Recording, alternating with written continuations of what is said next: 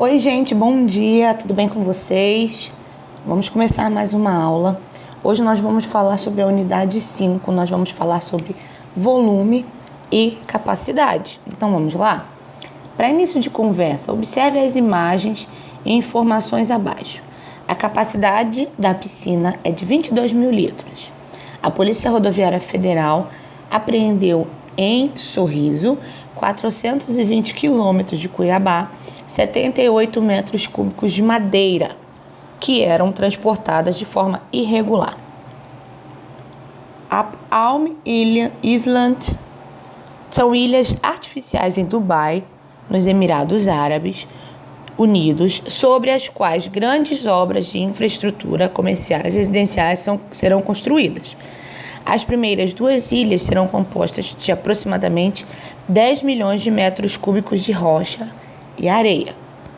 A vazão de duas turbinas do Itaipu, 700 metros cúbicos de água por segundo cada, corresponde à vazão média das cataratas, 1.500 metros cúbicos por segundo. Você consegue perceber que as informações têm em comum? Podemos perceber que em todas elas foi utilizada uma medida para transmitir a informação.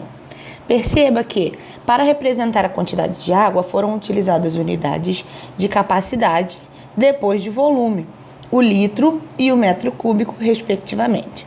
Nesta unidade, vamos relacionar diferentes unidades utilizadas para medir volume e capacidade. Na outra página, vamos lá? Agora é com você. Observe os poliedros a seguir, construído com cubinhos idênticos. Poliedro A, B e C.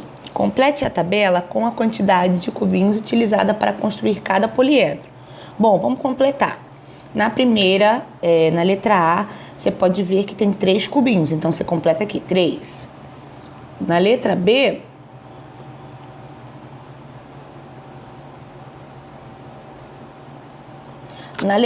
você pode ver que tem 4, certo? E na letra C, 5. Aqui embaixo tem 1 segurando esse de cima, então tem 5. Sabendo que cada cubinho possui volume de 2 centímetros cúbicos, qual é o volume de cada poliedro?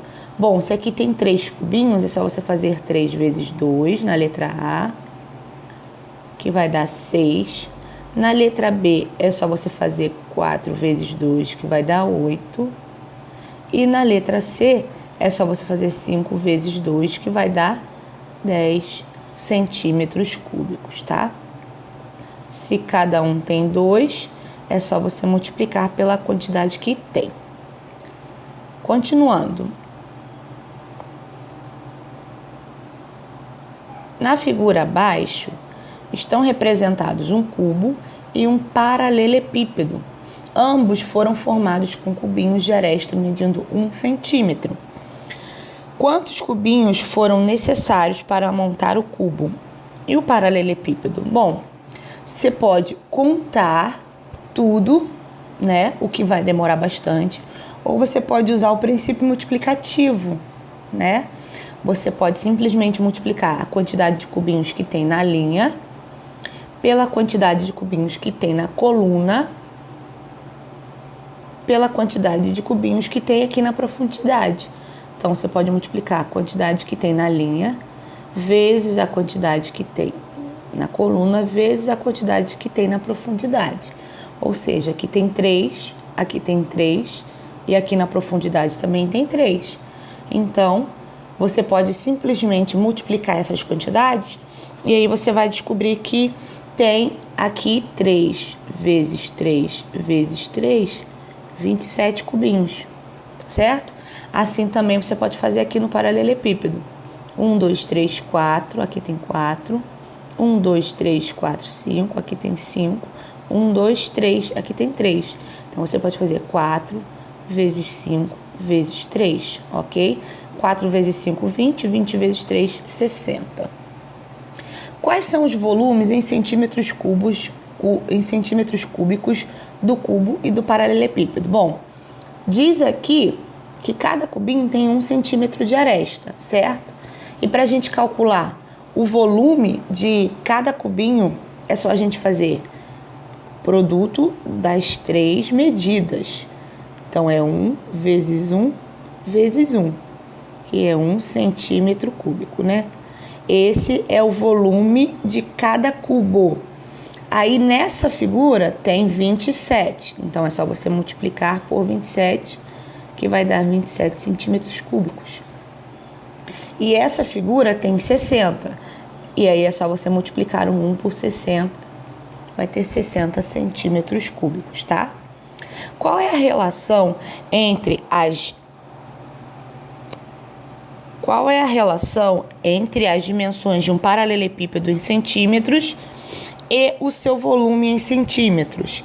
O que a gente consegue perceber em relação às dimensões de um paralelepípedo, ou seja, as medidas, né, de altura, largura e profundidade, e o seu volume? O que a gente pode perceber nisso? A gente pode perceber que o volume, ele é o produto, ou seja, a multiplicação de três dimensões do paralelepípedo. Você pode perceber que ali tinha 4, 5 e 3, certo? E assim também eram as medidas em centímetros, 4 centímetros, 5 centímetros e 3 centímetros. Então, a gente consegue perceber nisso aí que o volume, vou até escrever aqui, o volume é o produto, ou seja, a multiplicação das dimensões das suas três dimensões.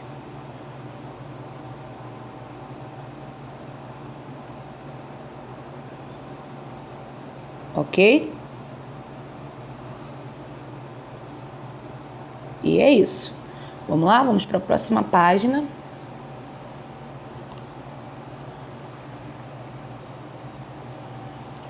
Geralmente, escolhemos um cubo como unidade de medida de volume.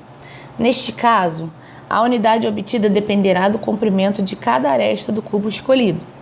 Observe alguns exemplos. Medida das arestas do cubo, 1 centímetro. Se ele tiver 1 centímetro de aresta é a medida de cada lado, né? O seu volume vai ser de 1 centímetro cúbico. Observa na figura. Se ele tiver 1 decímetro, o seu volume vai ser 1 decímetro cúbico. Se ele tiver 1 metro, o seu volume vai ser 1 metro cúbico. Quantos cubos com arestas de medida 1 decímetro cúbicos devem ser alinhados para formar uma fila de 1 metro? Essa é fácil, pessoal. 10 cubos de 1 decímetro vai formar 1 metro, tá? Qual é a medida em decímetro de um segmento de 1 metro de comprimento? 1 metro é igual a 10 decímetros, tá bom? Quantos cubos de 1 decímetro de aresta seriam necessários para formar um cubo de 1 metro de aresta? 1000, tá bom, pessoal? 1000 cubinhos formariam aí um cubo de 1 metro de aresta, tá? A gente está falando aqui de um cubo de 1 decímetro cúbico e um cubo de 1 metro cúbico. Para formar 1 metro cúbico, você precisaria de 1000 decímetros cúbicos, tá? De 1000 cubinhos de 1 decímetro cúbico, ok? Qual é o volume em decímetros cúbicos de um cubo de 1 metro cúbico? Foi o que eu acabei de dizer aqui. 1000 decímetros cúbicos é igual a 1 metro cúbico, tá bom? É importante saber que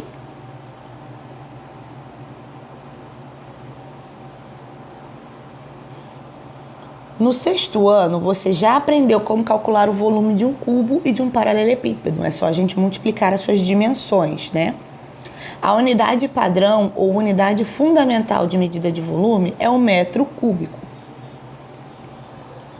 Próxima página. Mudanças de unidade. Observe as unidades de medida de volume e como elas se relacionam. Está aqui a unidade principal no centro, que é o metro cúbico. Mudando de posição de um lado para o outro, tanto para a direita quanto para a esquerda, as unidades elas têm uma diferença de 1000, tá? Elas mudam de 1000 em 1000. Quando a gente não estava falando desse metro elevado ao cubo, quando era metro normal, decímetro normal, era uma diferença de 10 para 10, né? De 10 em 10.